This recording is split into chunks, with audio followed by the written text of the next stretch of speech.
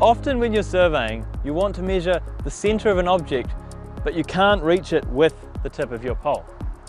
With the new horizontal tilt offset, you can use your IMU enabled receiver to define the offset direction in the direction that you tilt the pole. So to do that, you simply go to measure points, change the method to horizontal tilt offset, and set the horizontal offset. So with this tree here, I know it has a diameter of 400 mils. So I'm going to set the horizontal offset to 200 so it hits the center of that tree. Now you can see if I tilt the pole like this, you can see where that offset is going to be. So I simply put the tip of the pole at the edge of the tree at the elevation that I want to store that point at, and I tilt the pole. And you can see here, we can see where on the map that offset point is going to be defined. So I simply measure and store that point. You can use this method for a range of different features like power poles or even communication pedestals. So here, I'm going to change the code to a comms pedestal. I'm going to add some attributes, so a height of 1, diameter of 0.1, and I'll take a photo.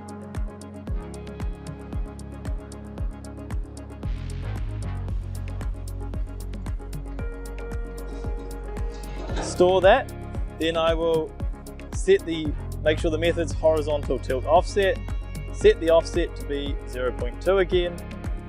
You can see I'll put the tip down next to it and I'll pull the point back. Now what you'll notice is if I don't pull back far enough to give a good direction for that offset, the line will be red. So if I pull back far enough, it'll turn yellow and I'm ready to go.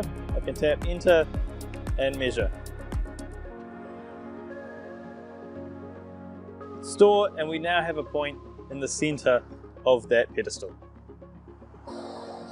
Another way to measure the center point of an object without a tilt capable receiver is to use the COGO compute point from a baseline. So if we go COGO compute point from a baseline, you can see here I've got my tape set out to create that baseline. I'll give the point a name. I'll give it a code.